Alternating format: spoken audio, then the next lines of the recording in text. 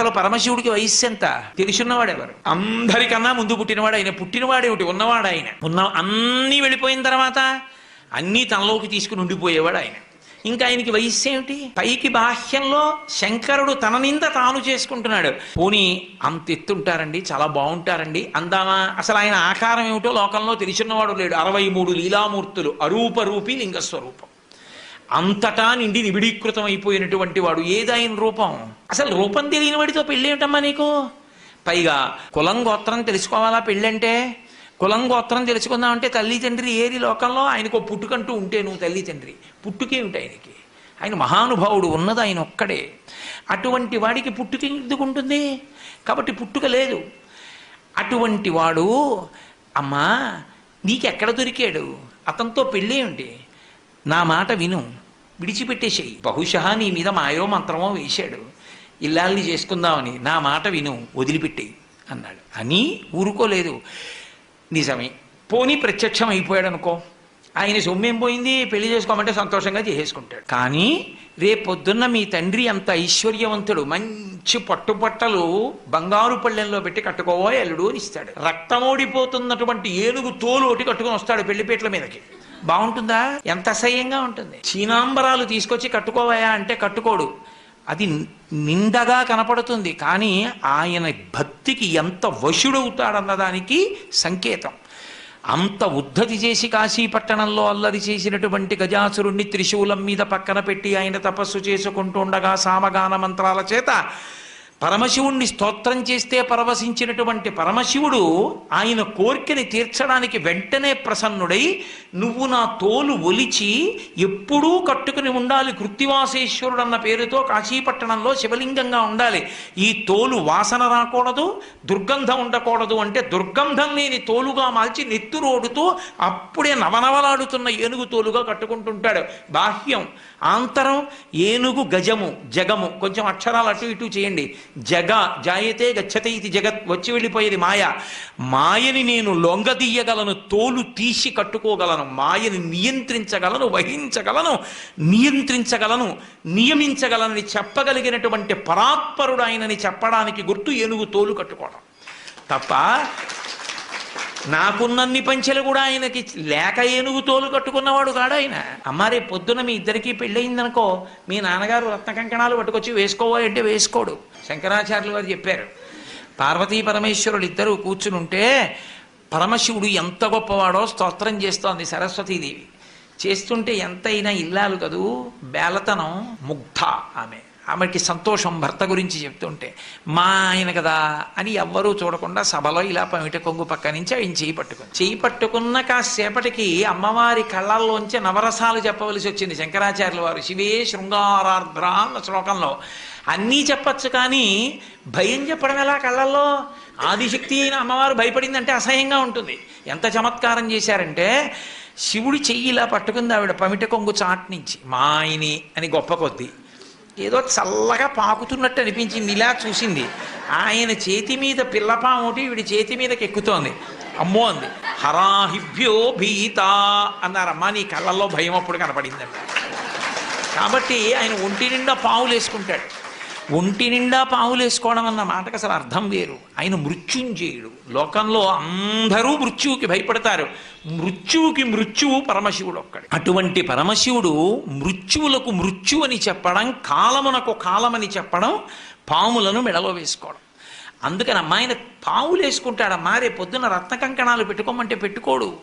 చందన గంధంబు జానడై పూయడు, మద పంచ బాణ భస్మంబు కాని. రేపు పొద్దున్న మీ నాన్నగారు అంగరాగాలు తెచ్చి, అంగరాగాలంటే ఏదో పౌడర్ డబ్బా తెచ్చి అక్కడ పెట్టి రాసుకోవాయి, సువాసన వస్తుందంటే రాసుకోడు. గబగబా వెళ్ళి ఇంతకు ముందు తన 3వ కంటి మంటతో కాల్చేసిన మన్మధుడి భస్మ తీసి ఒంటికి రాసుకుంటాడు. బాగుంటుందా? ఏమిటమ్మా ఆయనతో పెళ్ళి ఏమిటమ్మా అంటే, కోర్కెలు లేనివాడు. కోరికలు లేనివాడు అన్న మాటకు అర్థం ఏమిటో తెలుసా? కోరిక పుట్టనివాడు కాడు. కోరిక పుట్టడానికి అసలు తనది అన్నది లేకపోతే ఓ కోరిక. తానన్నీ అయిపోయిన వాడికి కోరిక ఏమిటి? నాకు ఒకటి లేదనుకోండి, అది పొందాలని కోరిక. అసలు నాది కానిది, నేను లేనిది ఒకటి లేకుండా పోయిందనుకోండి, నేను పూర్ణుడనైపోతే ఇక నా కోరిక ఎందుకు ఉంటుంది? అది శివతత్వం. కాబట్టి ఆయన రేపు పొద్దున్న ఆ మన్మధుడి భస్మ పూసుకుంటాడమ్మా. పువ్వుల దండడు జానడై తురమడు, వెలయింతలేని రే వెలుగు కాని. చక్కగా పూలదండ మెడలో ఉంచుకోవాలి, గొంగళీ పురుగు లేనిదైతే. కానీ ఆ పూలదండ వేసుకోడు, నా చేతికి ఆభరణం లేకుండా మెడలో పూలదండ లేకుండా పురుషుడు ఉండకూడదని. అసలు నిజానికి సంప్రదాయం అది, నాస్రగ్వి దండ లేకుండా పురుషుడు ఉండకూడదు అని. కానీ పరమశివుడికి దండ వేశారనుకోండి, నాకెందుకు ఇవన్నీ అని ₹1 పెట్టి ఖర్చు లేని రాత్రిపూట వెలిగే చంద్రుడిని తెచ్చి పైన పెట్టుకుంటాడు. ఎలా ఉంటుంది ఏమిటి, ఇక్కడ వెలుగుతూ చంద్రవంకి ఇలా ఉంటే ఏం బాగుంటుందమ్మా, ఏమిటి ఆయనతో నీకు పెళ్ళి ఏమిటి, ఇవన్నీ అలా ఉంచు, ఇవన్నీ ఇంట నుండనొల్లడు ఉలుకులలో కాని ఎనయ సింహం ఎక్కడెద్దు కాని చెలువా చెప్ప సిగ్గయ్యేడిది వెర్రి అనగా శివుడే ఎప్పుడు వినవే చెప్పుమా అన్నాడు. నాకు చెప్పడానికి సిగ్గుగా ఉందో విషయం, ప్రపంచంలో వెర్రాడు ఎవరైనా ఉంటే శివుడోడే, నేనలేదు బ్రహ్మచారి అంటూ ఒక మాట అన్నాడు. ఇంట నుండనొల్లడు ఉలుకులలో కాని. రేపు పొద్దున్న పెళ్ళయిందనుకో గృహప్రవేశం చేయించాలి అత్తవారింట్లో. ఎక్కడికి తీసుకెడతాడో తెలుసా, శ్మశానానికి తీసుకెడతాడు. అక్కడ మీ కాపరం ఉంటావా, ఏమిటమ్మా ఆయనతో పెళ్ళి, ఆవిడే అడిగింది పార్వతీదేవి, ఏమండి కైలాస పర్వతం మీద ఉంటాం, అఖిలాండ కోటి బ్రహ్మాండ నాయకుడు మీరు, ఎందుకంటే ఆ శ్మశానంలో ఉంటుంటారు, కొంతమంది పని కట్టుకుని అదే పనిగా శివుడు శ్మశానవాసి అని అక్కర్లేని ప్రచారాలు అన్నీ మొదలెడుతున్నారు కదా, ఎందుకంటే ఆ శ్మశానంలో ఉంటారని అడిగింది.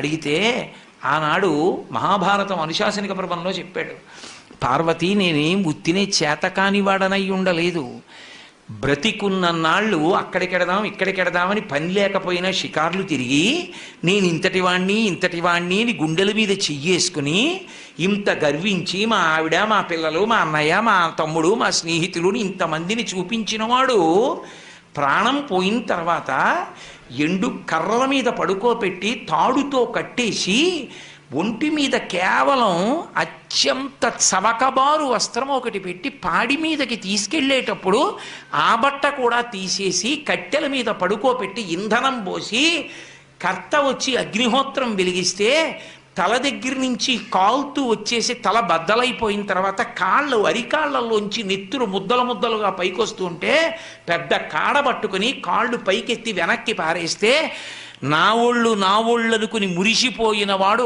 కట్టెలలో కాలిపోతుంటే జీవుడు పైకి లేచి చీకటి పడుతోందని వచ్చిన వాళ్ళందరూ స్నానం చేసి వెళ్ళిపోతే ఒక్కడే ఉండిపోయానని బెంగ పెట్టుకుని ఏడుస్తుంటే నేనున్నానని ఓదార్చడానికి ఉన్నానట.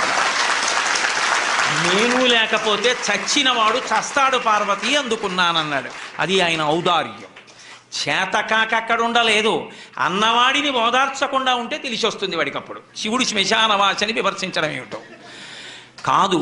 అసలు మీకు ఒక యథార్థం చెప్పాలంటే రెండే ఉంటాయి ఈ లోకంలో, ఉంటే శ్మశానం ఉంది, లేకపోతే మంగళప్రదత్వం ఉంది. అసలు ఈ భూమండలమే పెద్ద శ్మశానము. చచ్చిపోయాక శ్మశానానికి తీసుకెళ్లారా, శ్మశానానికి వెళ్ళాక చచ్చిపోయారా ఎవరైనా నాకు చెప్పండి. శ్మశానానికి వెళ్ళి చచ్చిపోయిన వాడు లేడు, ఇంట్లో చచ్చిపోయాడు, హాస్పిటల్లో చచ్చిపోయాడు, రోడ్డు మీద చచ్చిపోయాడు, ఎక్కడ పడితే అక్కడే చచ్చిపోయారు. ఆఖరికి నేను ఇప్పుడు గట్టిగా మాట్లాడుతుంటే ఈ ధ్వని ప్రకంపనలకి సూక్ష్మాంగ జీవులు చచ్చిపోయినదంతా అమంగళత్వం, కానీ చచ్చిపోయిన వాడిని బ్రహ్మాండంలో కలిపింది ఎదుగు అమంగళత్వం అయింది. అందుకని లోకము శ్మశానమనైనాను, అసలు శ్మశానం అన్న మాట లేదనన్నాను. శివుడు శ్మశానవాసం నువ్వు గుండెలు బాదుకుని మాట్లాడడం ఏంటి, అర్థం లేని విషయం. అటువంటి తప్పుడు ప్రచారాలు చేయకూడదు, సనాతన ధర్మాన్ని పాడు చేయడం. కాబట్టి పరమశివుడు అనుశాసనిక పర్వంలో ఇటువంటి వాళ్ళు పుడతారని తెలిసే పార్వతీదేవి చెప్పించింది ఆయన నోటి వెంటే. నేను అందుకుంటాను అక్కడ కాదు, అక్కడ భూత ప్రేతములు ఉంటాయి, అవి ఇళ్లల్లోకి చొరబడతాయి. చొరబడవనుకుంటున్నారేమో, ఉత్తిష్టంతో భూత పిశాచాహ అని ఎందుకంటున్నారు మరి పూజ చేసేటప్పుడు? లేని వాటిని లేమంటారా? ఇక్కడ ఉంటే కదా ఎవరినైనా అమ్మ మీరు లేవండి అంటాను, ఎవరూ లేకుండా ఉత్తినే లేవండి అంటే నేను పిచ్చాండి అంటే. ఉన్నాయి కదా భూత పిశాచాలు, అందుకే కదా ఉత్తిష్టంతో భూత పిశాచాహ అంటున్నారు. అవి ఇళ్లల్లోకి వెళ్ళి భగవత్కార్యాలు చెడగట్టకుండా నేను అక్కడ తాండవం చేస్తుంటే అవి చూస్తుంటా. కాబట్టి ఉదారుడు, కానీ తనని తాను నింద చేసుకున్నాడు, అది విచిత్రం. రేపు పొద్దున్న ఎందుకండి ఆ ఎద్దు, ఇదిగో నా సింహం ఉంది ఎక్కండి చక్కగా అంటే ఎక్కడో ఎద్దే ఎక్కుతాడు. ఆయన ఎద్దెక్కేది అమాయకుడై ఎక్కడో. వృషభము దేనికి సంకేతం అంటే ధర్మానికి సంకేతం. ఆయన ధర్మాన్ని ఇష్టపడతాడు, ఆయన భక్తులకు ధర్మమునందు అనురక్తి కల్పిస్తాడు. అటువంటి పరమశివ తత్వాన్ని మార్చి మాట్లాడి ఎందుకమ్మా ఆయనతో పెళ్ళేమిటమ్మా, నా మాట విని విడిచిపెట్టు అని, నేను చక్కగా చూడు ఎంత యవ్వనంలో ఉన్నానో, నీకు తగినటువంటి వాణ్ణి, కాబట్టి నన్ను తగిలి నీవు నా వెంట చనుదెమ్ము వనటకుంద నేత్ర వనజనేత్ర, నన్ను తగులుకుని నాతో వచ్చేయి వదిలేయి తపస్సు. విందావిడ, వీడు ఇష్టం వచ్చినట్టు మాట్లాడుతున్నాడు, శివనింద చేస్తున్నాడు. ఎవరో నమశివాయ అన్న మాట తప్ప అనకూడదు, వినకూడదు. కాబట్టి వీడిని వీపు మీద 4 వేయండి, పండ్లు ఉడగ వేసి ద్రొబ్బుడని, పళ్ళు ఊడిపోయేట కొట్టి లాగాబారైంది అనేటప్పటికీ చెలికెత్తెలందరూ వచ్చారు. అప్పుడు పరమశివుడు సాక్షాత్కరించాడు. మహాతల్లి స్తోత్రం చేసింది, పూజించింది.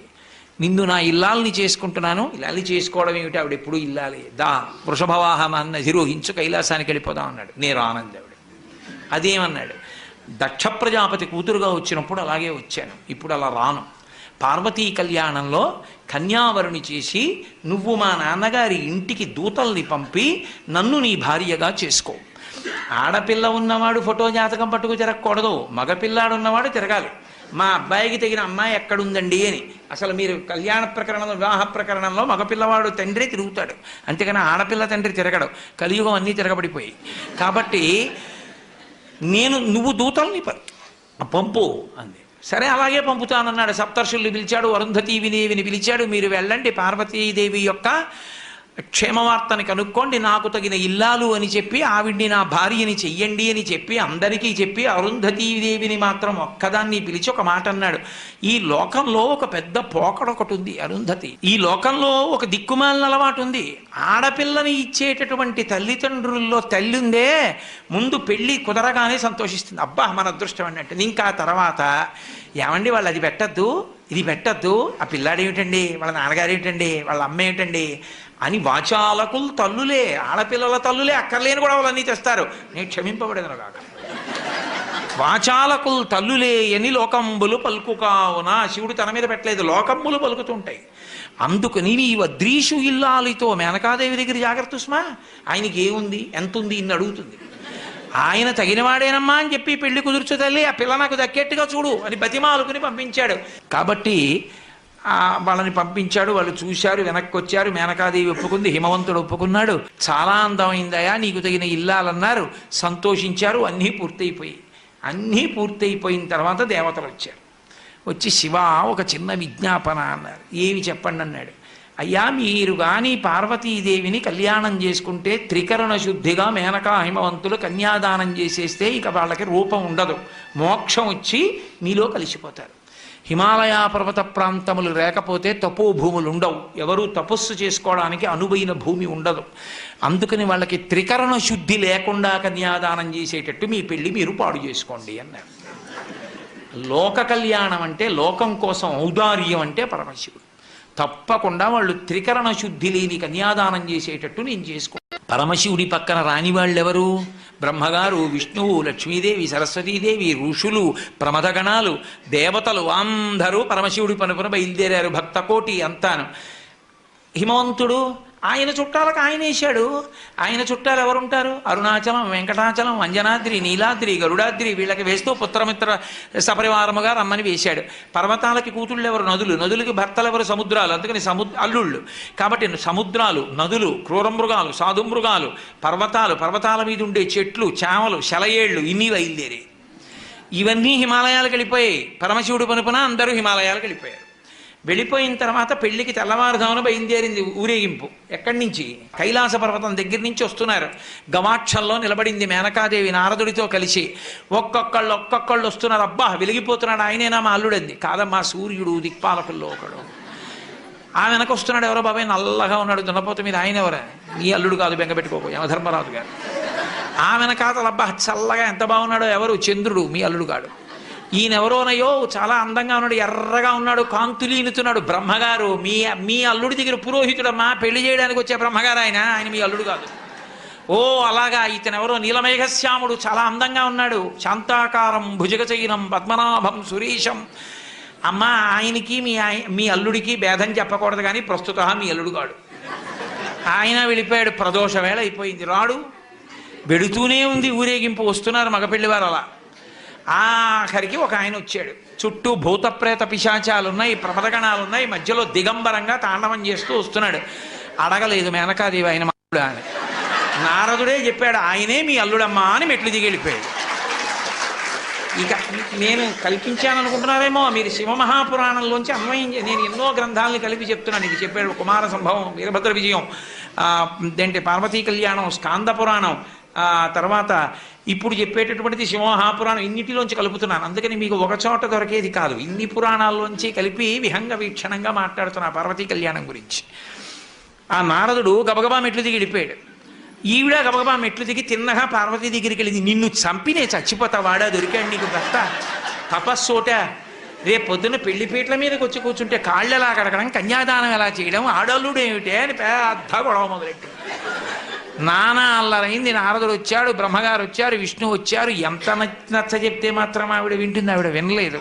వినకపోతే అప్పుడు నచ్చ చెప్పారు, ఇంకొక్కసారి చూడు, ఈసారి నచ్చకపోతే చెయ్యొద్దు, అసలు నిజంగా మీ అల్లుడు ఎలా ఉంటాడో అంటూ పట్టుపుట్టాన్ని కట్టుకుని గంగా యమున ఇద్దరూ కూడా, ఒకళ్ళు సూర్యేణ చిత్రితం మూర్ధిని, సూర్యుడేమో పైన గొడుగు పట్టుకుంటే, చంద్రుడు పక్కన దండం పట్టుకుంటే, గంగా యమునలు ఇద్దరు వెనకాతల సేవిస్తుంటే, మంచి ప్రసన్నంతో లావణ్యంతో అద్భుతమైనటువంటి రూపంతో అందాలకి అందంగా ఎంత సౌందర్య రాశియో అటువంటి మహామూర్తిగా పరమశివుడు నడిచొస్తున్నాడు. చూసింది, అబ్బా ఈయన మా అల్లుడు, కన్యాదానం చేస్తానంది అంది. కానీ అలా కనబడితే ఎప్పుడైనా అలా కనపడడమ్మా, ఒక ప్రయోజనానికి కనపడ్డాడు. ఒక ప్రయోజనం రైతే, మళ్ళీ ఆ ప్రయోజనం అంటే త్రికరణ శుద్ధి లోపించింది. హిమవంతుడితో వాదించి నమ్మి శివుడు ఇలా ఉంటాడని చేస్తున్నా ఆవిడికి ఎక్కడో మనసులో బెరుకుండిపోయింది, అలా ఎందుకు కనపడ్డాడని. త్రికరణ శుద్ధిగా కన్యాదానం చెయ్యలేదు. ప్రపంచంలో తన కన్యాదానానికి తను త్రికరణ శుద్ధి లేకుండా చేసి తన పెళ్లి తానే పాడు చేసుకుని తలవంపులు తెచ్చుకొని అవమానాలు పడి పెళ్లి చేసుకుని తన భార్యకిచ్చిన మాట నిలబెట్టుకుని లోకాలకి తపోభూములు నిలిపినటువంటి ఉదారుడు పరమశివుడు ఒక్కడే. అప్పుడు పార్వతీ కళ్యాణం జరిగింది. మళ్ళీ ఆ పార్వతీ కళ్యాణంలో పెద్ద రగడ, ప్రవర చెప్పవలసి వచ్చింది. ప్రవర చెప్పవలసి వస్తే ఈయనకి తండ్రి ఎవరు, తాత ఎవరు, బలానా వాళ్ళ మునిమనవాడు చెప్పాలి, మనవాడు చెప్పాలి, బలానా వాళ్ళ కొడుకు చెప్పాలి. చెప్పాలంటే ఎవరిని అడిగితే ఇంటి బ్రహ్మగారిని అడిగారు, ఏం నీకు తెలుసా? నాకేం తెలుసు, పిల్లాన్ని ఎంచుకున్నది మీరు చెప్పాలన్నాడు. ఎవరిని అడిగితే వాళ్ళు ఏమో మాకన్నా ముందు ఉన్నాడు ఆయన, మాకు తెలియదు అన్నారు. నారదుడు వీణ వాయించుకుంటున్నాడు, వెళ్ళి కోపం వచ్చి ఆ వీణ పట్టుకున్నారు. బుద్ధుందా ఇప్పుడు కచేరీ ఏమిటో, పక్క పిల్లాడి ప్రవర తెలియక ఏడుస్తుంటే, అసలు ఆ పిల్లాడి ప్రవర నీకేమన్నా తెలుసు? అప్పుడు నారదుడు నవ్వి అన్నాడు, ఆయనకి ప్రవర ఏమిటి, ఆది మధ్యాంతరహితుడు, ఆయనకి ప్రవర ఉండదన్నాడు. ఇప్పుడు ఏదో ప్రవర కల్పించాలి కదా. ఏదో వెనకటికి ఒక విషయం చెప్తుంటారు, పాలేరుని పెట్టుకోవాలని ఒక ఆయన పిలిచి కొన్నాళ్ళు 4 రోజులు పని చేయబోయి పని చూసి పెట్టుకుంటా అన్నాడు. అన్నీ చూశాడు, చాలా బాగా చేస్తున్నాడు. నిన్ను పెట్టుకుంటాను పనిలో, నీ పేరు ఏమిటన్నాడు. పెరుమాళ్ళు అన్నాడు. పెరుమాళ్ళు అన్న పేరుతో నాకొద్దు, ఎప్పుడన్నా నిన్ను తిట్టాల్సి వస్తే లేనిపోని పాపం వస్తుంది, నీకు 100 రూపాయలు ఇస్తాను, మీ ఊరు వెళ్ళి పేరు మార్చుకుని మళ్ళీ రా అన్నాడు. ఓ వారం పోయాక వచ్చాడు, మార్చుకున్నావా? మార్చుకున్నాను. ఏం పెట్టుకున్నావు? పెద్ద పెరుమాళ్ అని. అలా పరమశివుడికి ప్రవర చెప్పమంటే ఏం చెప్తారు?